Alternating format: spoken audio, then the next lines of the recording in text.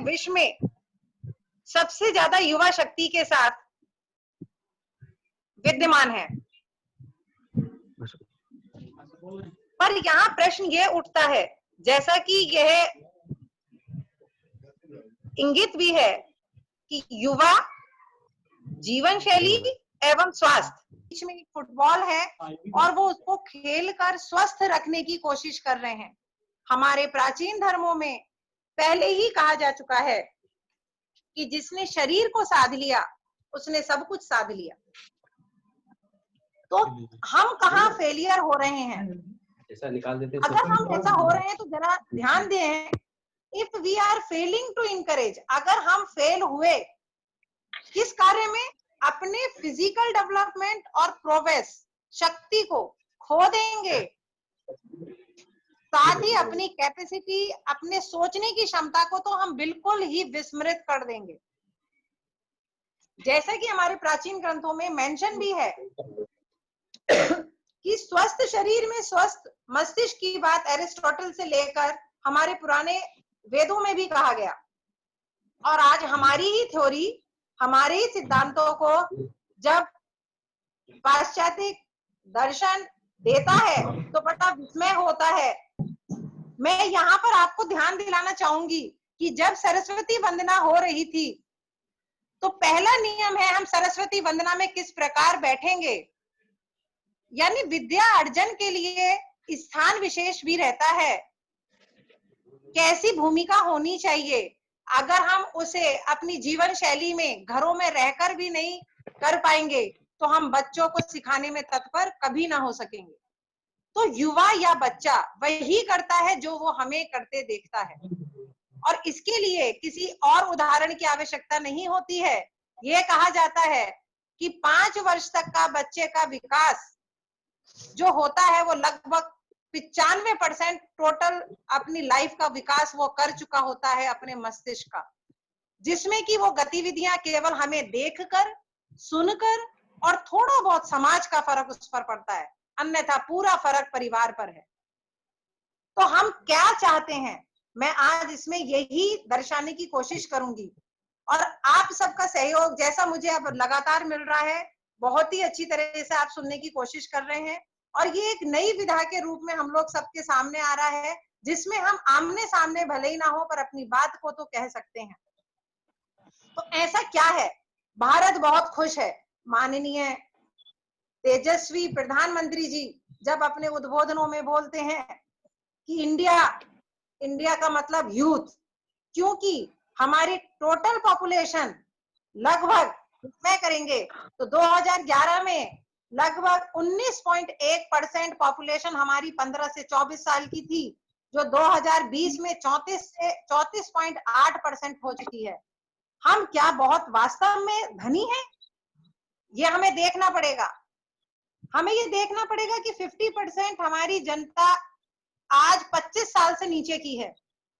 वास्तव में हम बहुत ही धन्य हैं कि हम 65% जनता हमारी 35 साल से नीचे की है, और 2020 में एक एवरेज भारतीय की जो एक एवरेज आयु है वो हर भारतीय लगभग 29 वर्ष के आसपास का है, जहां हमने चाइना को भी बहुत पीछे छोड़ा है, एवरेज एज 33 वर्ष की है।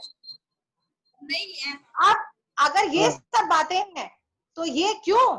ये जो पिक्चर एक आप देख रहे होंगे अपने मोबाइल पर, जरा इस पर ध्यान दीजिए कि वो कैसा युवा है।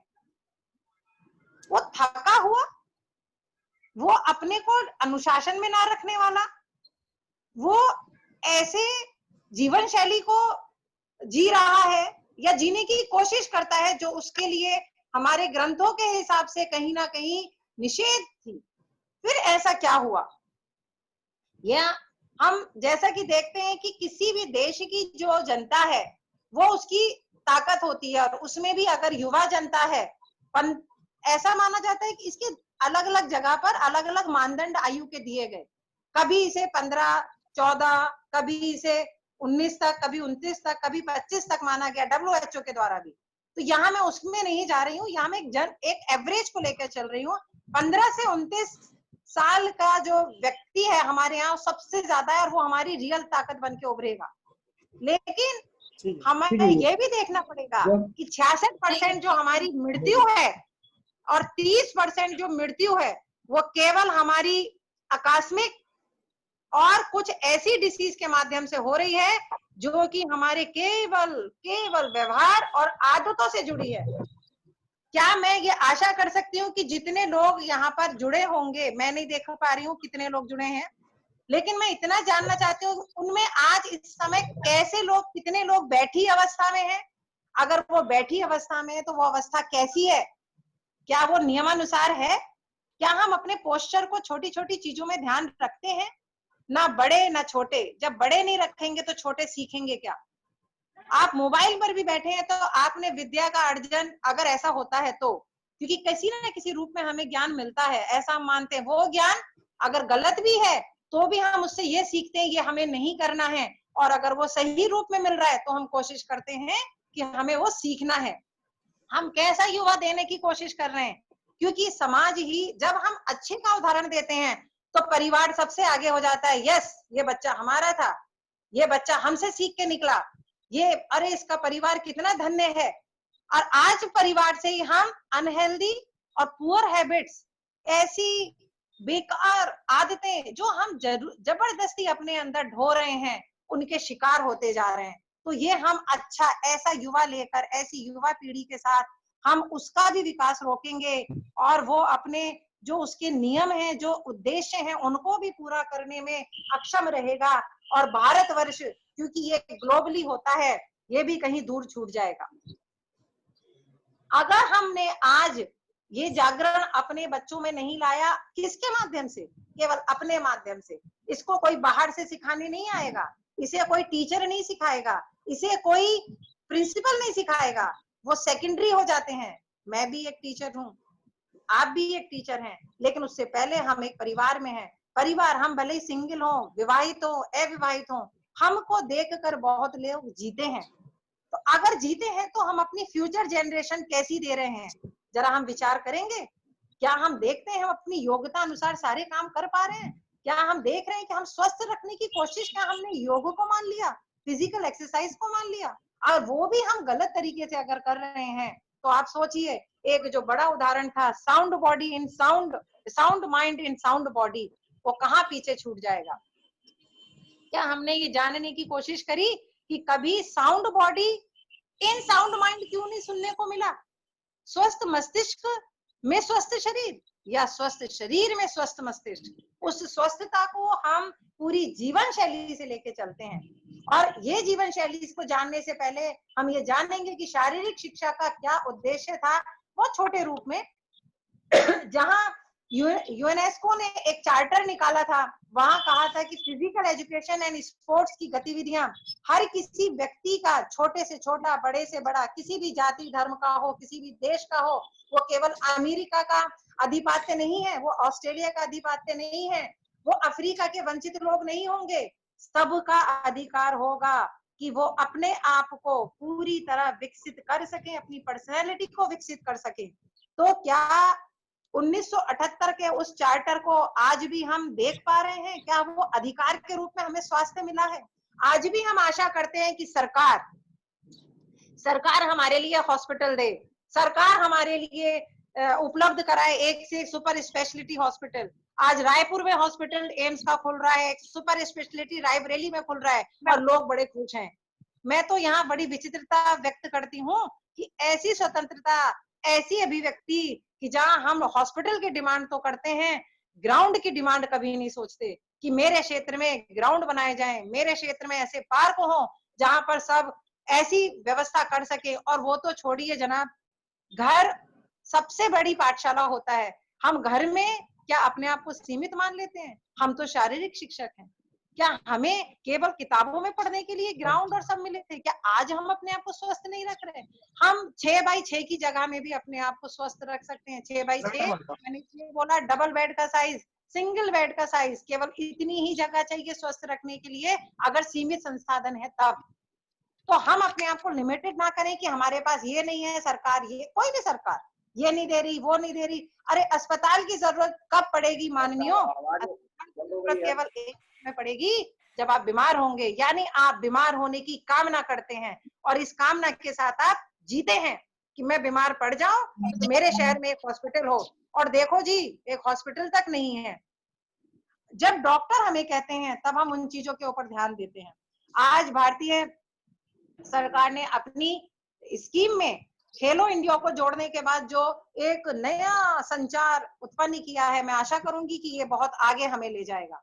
इसी के साथ मैं यहाँ ये भी कहूंगी कि आपको फिजिकल एजुकेशन को केवल पढ़ाने के लिए, खिलाने के लिए नहीं करना है। वो तो सांसों में ऐसा रच बस जाए। क्यों रच बस जाए ये मैं आगे बताऊंगी आपको। क्यों बसेगा?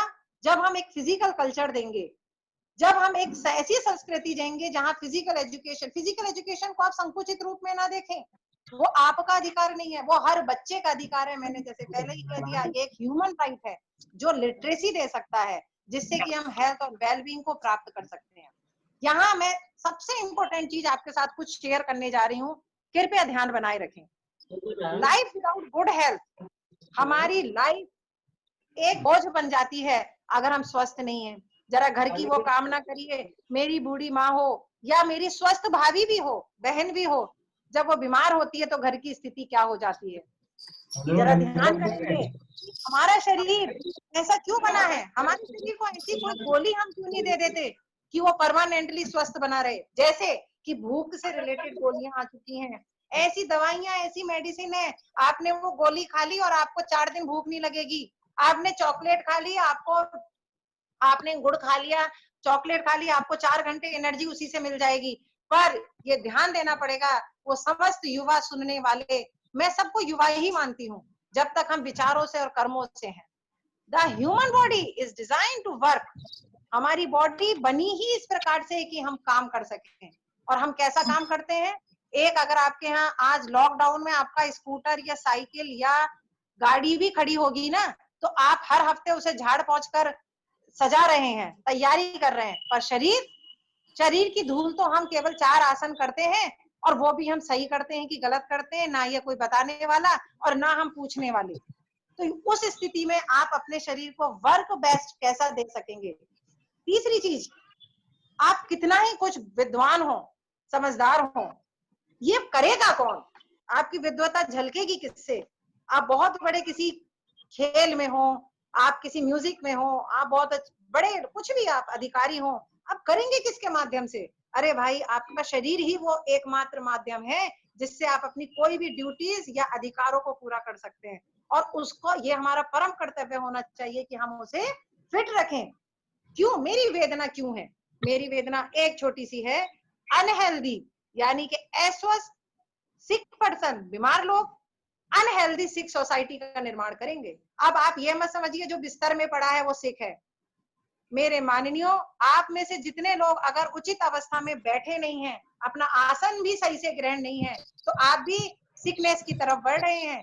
ऐसा हमें चेतावनी के तौर पर देखना पड़ेगा। और इसलिए हमारी ये मॉरल ड्यूटी होनी चाहिए, नैतिक कर्तव्य होना चाहिए कि अपने आप को हम स्वस्थ रखें।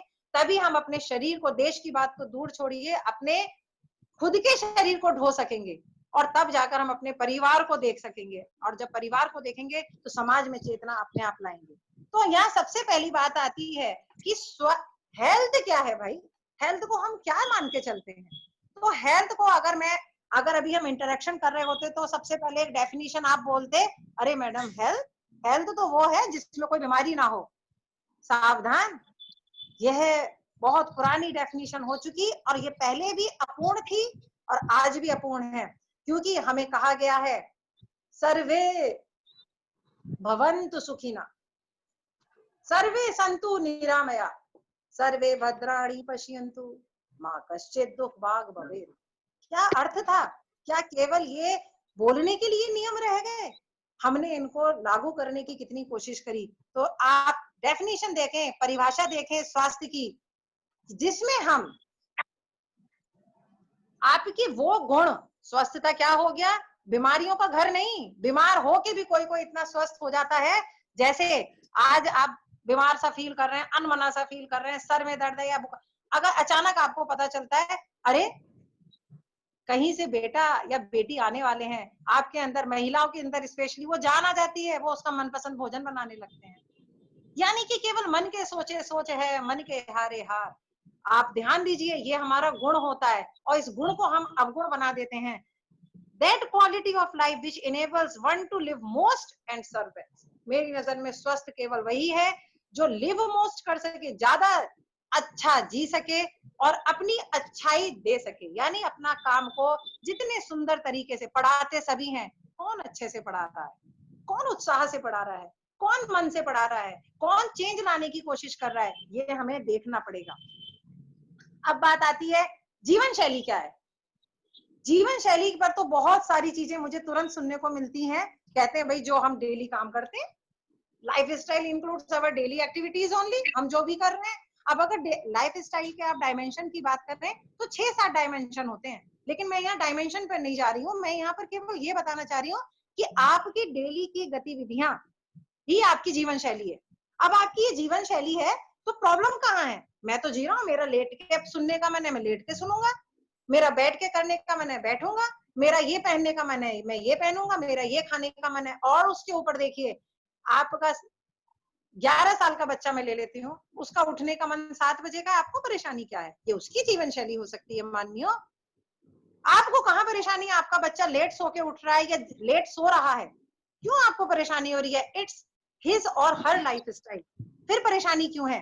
परेशानी इसलिए है, लाइफ स्टाइल केवल आपकी अपनी एक्टिविटीज नहीं होती, ये एक इंडिविजुअल व्यक्तिगत मैटर नहीं है। ये वो नहीं है जहां पर एक व्यक्ति केवल रहता है, रहना ही जीवन नहीं है।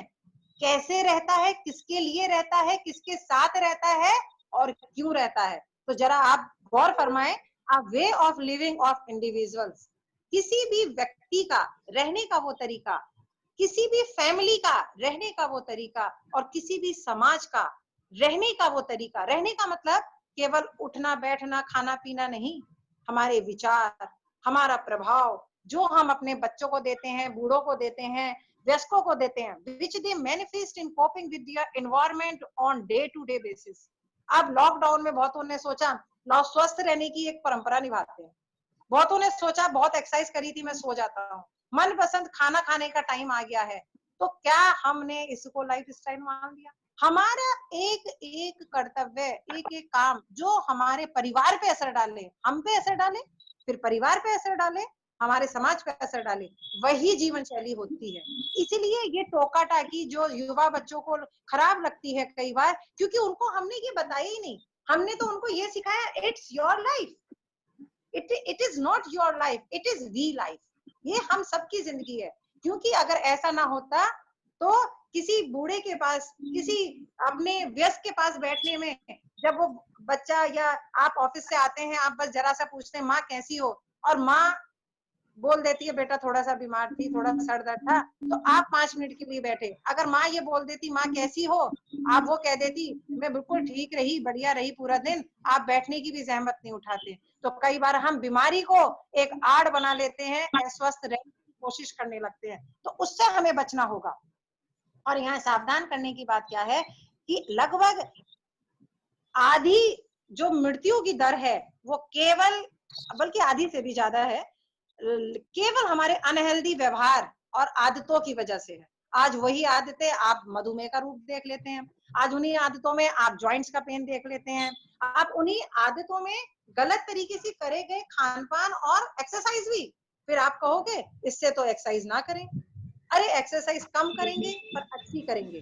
क्या हम उनके बारे में कुछ पढ़ने की कोशिश करते हैं? क्या एक बार पढ़ लिया उसके बाद क्या हमने जानने की कोशिश करी? मैं as a physical education teacher आपको ये कहना चाहती हूँ कि जब बीपीएड या फलाना कोर्स आपने कर लिया, उसके बाद आपने जानने की कोशिश करी क्या ये एक्सरसाइज अभी भी चलन में है या ये बंद है? क्योंकि जो हम करते जा रहे हैं, हमें यही सिखाया, हम वो कर रहे हैं।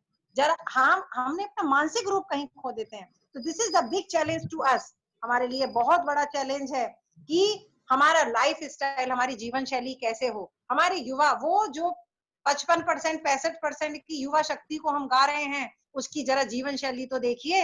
अनहेल्दी हैबिट्स, डाइट की प्रॉब्लम, स्मोकिंग की प्रॉब्लम और तंबाकू की प्रॉब्लम, जिससे हमने इतना अंदर घुसा लिया कि फिजिकल वर्क को हमने कहीं पीछे छोड़ दिया। और अगर थोड़ा बहुत किया भी तो वो हम कितना उचित कर रहे हैं इसको बताने वाला कोई नहीं।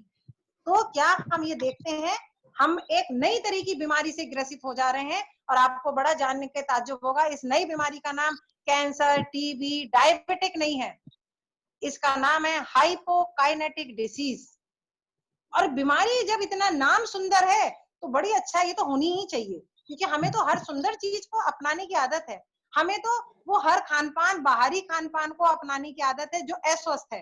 तो हाइपोकाइनेटिक डिसीज से हम नवाजे जा रहे हैं धीरे धीरे। आज हम उम्मीद करते हैं कि हमारे घरों में पंखे, एसी, टीवी, गाड़ियां भी सब ऑटो हो जाएं, हमें तो हाथ भी ना उठाना पड़े। हमें तो नींबू निचोड़ना दुनिया भूल गई, हाथों के वो व्यायाम भूल गई। आज आप निचोड़ के देखिए 10 नींबू आप लगातार नहीं निचोड़ पाएंगे। तो ऐसी कार्यशैली हमने अपनी कर ली, जहां पर माताओं बहनों के साथ साथ युवा के ऊपर मुझे बहुत चिंता है, क्योंकि जनसंख्या ही उसकी ज्यादा है। तो ये हाइपोकाइनेटिक डिसीज जो होती है, इसका क्या अर्थ होता है? जो हम हाइपो माने कम, काइनेटिक मतलब मूवमेंट, जब हम अपने मूवमेंट को कम कर देते हैं, ऐसी जो बीमारियां जनित हो जाती हैं और जो पुअर फिटनेस का कारण बनती हैं। फिटनेस और स्वास्थ्य तो अलग अलग चीजें, यहाँ ध्यान देना पड़ेगा। और इस तरह से वो हमें बीआरएफ की तरफ ले जाती हैं। और ये बीआरएफ क्या है? Behaviour risk factors. ये जो हमारा प्रोग्राम है ये रिकॉर्ड नहीं हो रहा है। अगर ये रिकॉर्ड होता तो ये बाद में सुनने के लिए बहुत अच्छा रहता मेरे ख्याल से।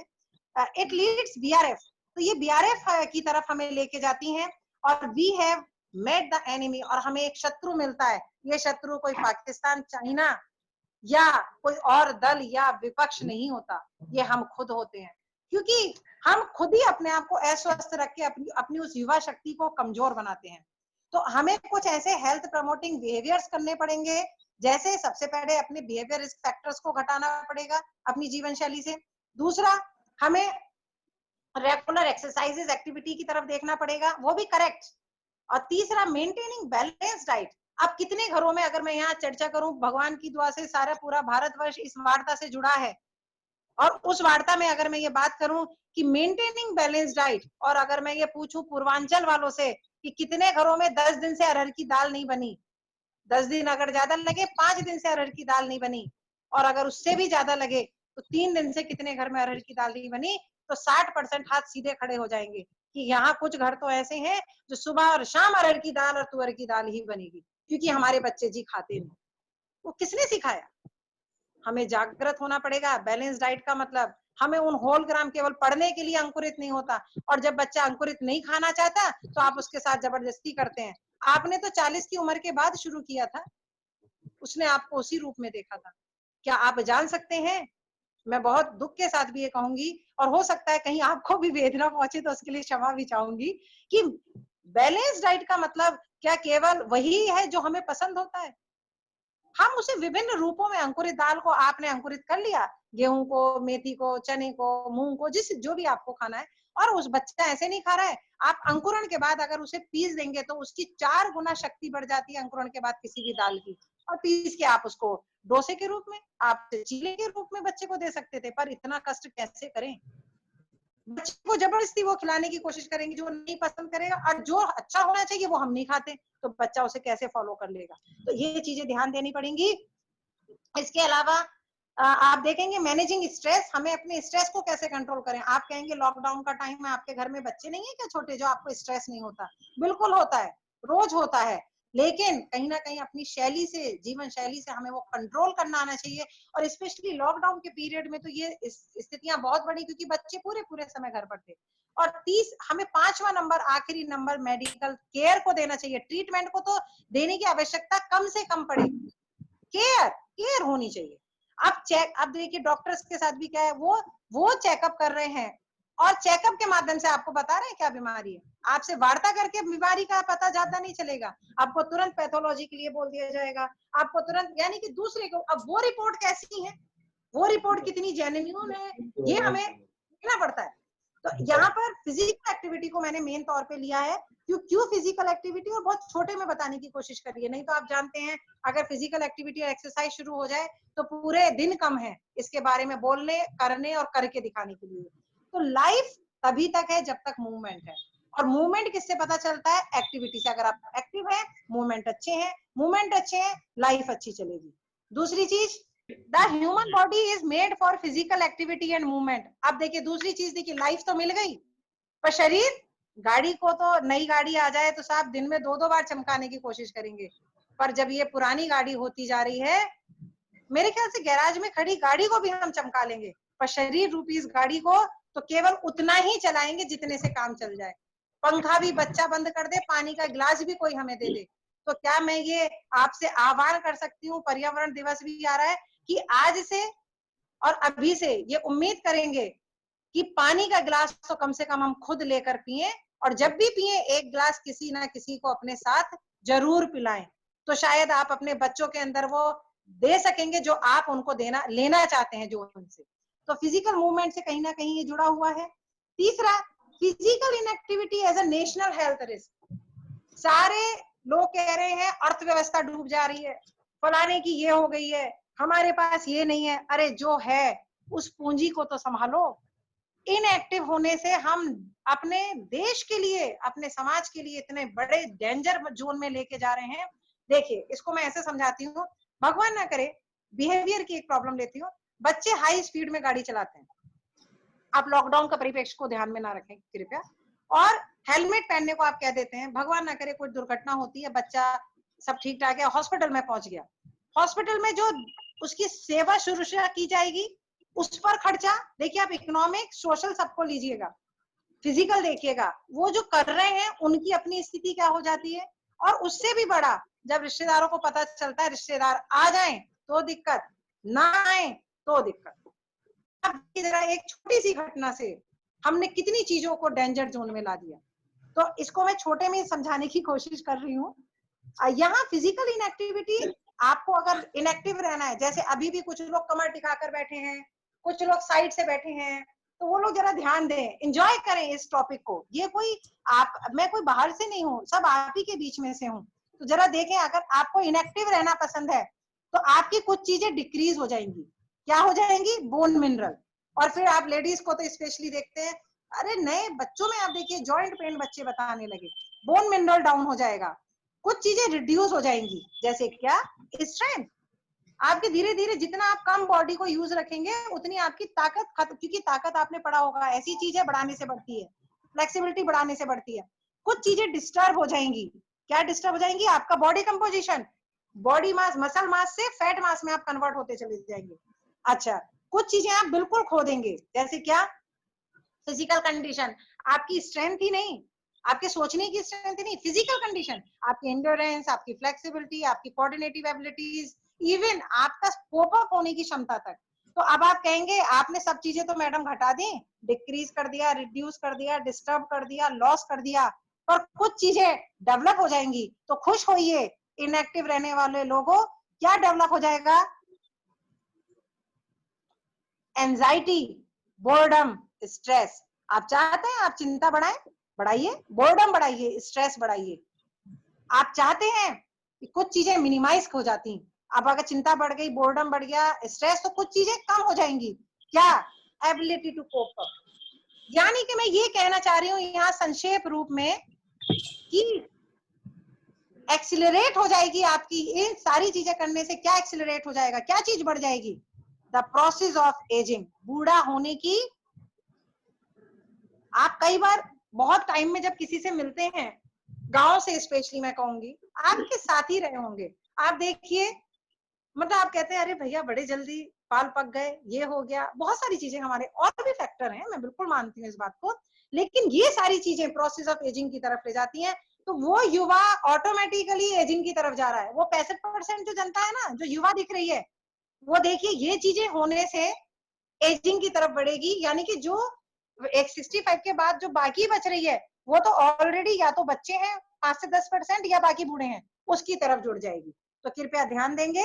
तो मैं यहाँ संक्षेप रूप में फिजिकल एक्सरसाइजेस का एक छोटा सा आपको रूप देना चाहूंगी। Becoming more and more way of life होती है ये, ग्रेटर पोटेंशियल आपको लाइफ के लिए देती है। ऐसी कोई दवाई आज तक नहीं है और ना बनेगी। आप कहेंगे संभावनाओं को आप दरकरार कर रही हैं, जी हाँ बिल्कुल, रोबोट बन सकते हैं, आपका काम कर देंगे, पर आपके शरीर में ऐसा, क्योंकि आप खुद एक मशीन है, आप खुद एक रोबोट हैं। जब आप चाहते हैं आप अपने आप का अच्छा काम कर लेते हैं, जब आप चाहते हैं आप डल कर लेते हैं। उसको there is no pulse, there is no pill, कोई गोली दवाई आपको नहीं मिलने वाली, कोई दवाई नहीं मिलने वाली जो शरीर को स्वस्थ रख देगी, क्योंकि शरीर खुद एक मशीन है। आपको खाना मिल सकता है स्वस्थ रखने के लिए, आपको ऐसी गोली मिल गई कि 4 घंटे के लिए, 4 दिन के लिए आपने खा ली और आप एवरेस्ट की तरफ गए तो आप चलते चले जाएंगे। एकेडमिक परफॉर्मेंस आपकी बढ़ती है। ये आपको मैं स्पेशली शारीरिक शिक्षक अध्यापक जितने जुड़े हैं इस मीटिंग से, मैं ये बताना चाहूंगी, आपकी एकेडमिक परफॉर्मेंस डाउन हो जाएगी और बढ़ जाएगी अगर आप एक्टिविटी कराते हैं। बेस्ट में बाहर की कोई एकेडमिक परफॉर्मेंस बढ़ जाएगी। वेस्ट बंगाल में एक स्टडी हुई 2013 में, उसमें कहा गया कि जब उन्होंने हर क्लास को हर दिन एक खेल का घंटा देना की शुरुआत करी तो 3 चीजें उन्होंने कंट्रोल करी, अनुशासन, एब्सेंटीज, एब्सेंटीज केवल भोजन देने से ही नहीं आएंगे, तीसरी चीज जो जुड़ी 26% एकेडमिक सुधार उन बच्चों में देखा गया। क्योंकि ऐसा क्यों होता है? बिकॉज हमारे हार्मोनल चेंज होता है जो मैं आगे आपको बताने वाली हूँ। और वैल्यूएबल गिफ्ट ऑफ नेचर, आप ईश्वर का धन्यवाद दीजिए, उसने मनुष्य योनि दी और उसमें भी अगर स्वस्थता आपने बनाए रखी तो उससे बड़ा गिफ्ट कोई नहीं है। अगर ऐसा ना होता तो बड़े अंबानी जी के पुत्र या खुद छोटे अंबानी साहब 12 किलोमीटर सी बीच पे ना दौड़ते, उन्हें कोई जरूरत नहीं है दौड़ने की, उनके पास दुनिया की क्या चीजें नहीं है, क्या उनके पास जिम नहीं है घर में, सब फिर भी वो बाहर आके भी दौड़ रहे हैं, स्वस्थ रख रहे हैं। क्यों रख रहे हैं? आप जानते हैं आकाश अंबानी की क्या स्थिति थी और आज उसने केवल उस स्वस्थता को गेन कर लिया तो उस व्यक्ति के अंदर क्या क्या रूप परिवर्तन हुआ है। तो यहाँ कुछ थेरापेटिक अप्रोच आपको मिलेंगे शारीरिक गतिविधियां करने से, आपके अंदर फिजियोलॉजिकल इफेक्ट आएंगे, आपके अंदर कुछ एनाटॉमिकल एस्थेटिक इफेक्ट्स बढ़ेंगे आपके, यानी देखने में भी आप अच्छे होते हैं। आपका मन में बड़ी विचार होगा, शादी के जमे जो सूट पहना था, जो साड़ी पहनी थी, जो टी शर्ट पहनी थी, आज भी वही ब्लाउज, वही टी शर्ट या वो शर्ट में पहन सकूं, तो देर किस बात की है? सब आपके हाथ में है, आपका शरीर है, उसको आप जितना संजो लेंगे उतना आप अपने मस्तिष्क को सुंदर बना लेंगे, जितना मस्तिष्क को सुंदर बना लेंगे उतनी गतिविधियां आपकी अच्छी हो जाएंगी। तो यहाँ पर कुछ चीजों को और मैं बता दूं, आपका साइको सोशोलॉजिकल इफेक्ट, आपको कोप अप करने की क्षमता, समाज में आपकी स्थिति और ज्यादा सुदृढ़ बनती है, क्योंकि दुश्मन भी अगर कोई है वो भी डरता है, देखो भाई स्वस्थ व्यक्ति है, बीमार है मार डालो, बहुत सारी चीजें हैं। एकेडमिक डेवलपमेंट आपके होते हैं और साथ ही इमोशनल स्पिरिचुअल इफेक्ट्स आपको मिलते हैं। इसके अलावा आप ये देखेंगे कि कुछ ऐसी इन्वेस्टिगेशंस हुए, मैं बहुत मोटे तौर पे हैं, जल्दी से आपको बताऊंगी। इंडोर्फिन, आपने कुछ हैप्पी हार्मोन के नाम सुने होंगे और कुछ बच्चों से आप सुनते होंगे अरे हैप्पी हार्मोन ही हमारे पूरे शरीर को दिशा निर्देश देते हैं। It's mean body is a chemical लोचा, मैं एक इंजीनियरिंग की मेडिकल की टर्म में लोचा वर्ड बोल रही हूँ, ये बॉम्बे की लैंग्वेज है, कि increase the content of endorphin. Endorphin आपके अगर बढ़ जाएंगे केवल एक्सरसाइज करने से और खुश रहने से, 2 चीजों से इंडोर्फिन डेवलप होते हैं, इसीलिए उनको हैप्पी हार्मोन कहते हैं। इंडोर्फिन हो, कैटाकैलामाइन हो, सीक्रेशन ऑफ बीटा कैटाकैलामाइन हमारा बढ़ जाता है और ये इंडोर्फिन हमें प्रोलॉन्ग्ड एक्टिविटी के लिए, ज्यादा लंबा और स्वस्थ जीवन देने के लिए जिम्मेदार होते हैं। सीक्रेशन ऑफ कैटाकैलामाइन बढ़ जाते हैं और ये कैटाकैलामाइन हमारे ब्रेन को पॉजिटिव सिग्नल्स देने का काम करते हैं और निगेटिव थॉट से हमें बचाते हैं। ऐसा निगेटिव थॉट हमें लाने से रोकते हैं। इसका उदाहरण मैं आपको अभी तुरंत देने वाली हूँ। ये थेरेपी का काम करते हैं। Exercise is a useful for therapy, केवल बीमारियों के लिए नहीं, अपने शरीर को सुंदर और स्वस्थ बनाए रखने के लिए।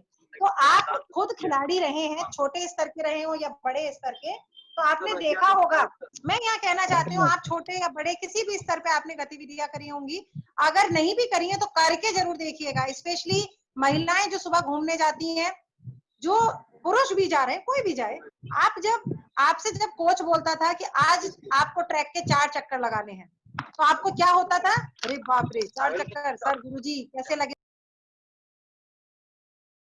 और एक समय ऐसा आता है जब आपका मन, आपका मस्तिष्क आपसे कहता है, आप पीछे मुड़ के देखते हैं, अरे मैंने 4 चक्कर लगा लिए, तो क्यों ना मैं जरा सा 50 मीटर और दौड़ के देखूं, 100 मीटर और दौड़ के देखूं। तो आपकी कौन सी अवस्था में परिवर्तन आया? देखिए, आपकी मेंटल टफनेस बढ़ी, आपकी जो मानसिक योग्यताएं हैं वो बहुत तेजी से बढ़ती हैं। आप ये ध्यान करिए, आपकी कल्पनाएं, आप कल्पना करके लेटिए, आप उस चीजों को फिर स्वरूप में लाने लगेंगे, आपका शरीर अगर स्वस्थ होगा। केवल ये सोचने से काश मैं भी बाबा रामदेव की तरह योगा करने लग जाऊं, आप कभी नहीं कर पाएंगे। आप कल्पना में कर लेंगे लेकिन जब तक आप शरीर का साथ नहीं देंगे आप कभी नहीं कर पाएंगे। तो जीवन शैली कैसी हो इसके ऊपर हमें ध्यान देना पड़ेगा। केवल हैप्पी हार्मोन पढ़ने से काम नहीं चलेगा। और ग्रेटर अगर हम बात करें स्पेशली युवा शक्ति में वो लाना पड़ेगा। तो मैं यहाँ ये कहना चाहती हूँ वो सारी शिक्षा सब बेकार है। केवल एक मानसिक एक्रोबैटिक्स बोलते हैं हम लोग, हवाबाजी, कलाबाजी। केवल पढ़ाई एक मानसिक कलाबाजी बन के रह जाएगी। दिमाग में सोचते रहिए मुंगेरी लाल के हसीन सपने, क्या निकल के आएगा? डेवलपिंग, हेल्पिंग एक इंडिविजुअल को physically fit, mentally sound, emotionally balanced. रोने के समय रोना भी है, खुश होने के समय खुश भी होना है, दुख के समय दुख भी होना है, लेकिन कभी भी एक लिमिट क्रॉस करके नहीं होना है, क्योंकि हमें एक बैलेंस बना के चलना चाहिए।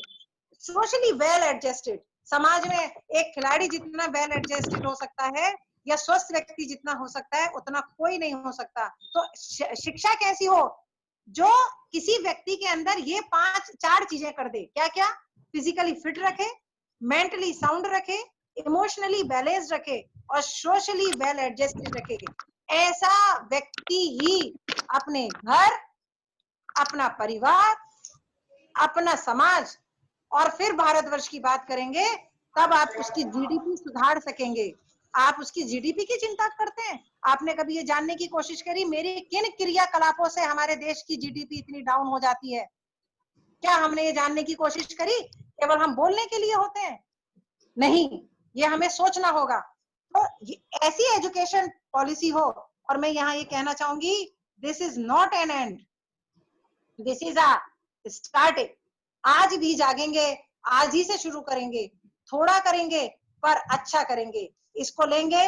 और लास्ट एक लाइन जरा देखिए, आप परेशान मत होइए मंत्रियों को संतरियों को देखकर, आपको उनको ही पावर देखकर बड़ी कई बार फीलिंग आती होगी, पर वो पोजीशन, वो पावर, वो स्टेटस, वो सिंबल, वो एक्यूजेंटिव्स टेंड टू बी लूज, सब खत्म हो जाएंगी। और हो जाती हैं जब गाड़ी में बैठाने के लिए भी ना स्टूल लगाना पड़ता है और संतरी हाथ बढ़ाकर बैठाता है। ध्यान दीजिएगा, केवल मोटे होना ही अस्वस्थता नहीं होती, ये ध्यान दीजिएगा।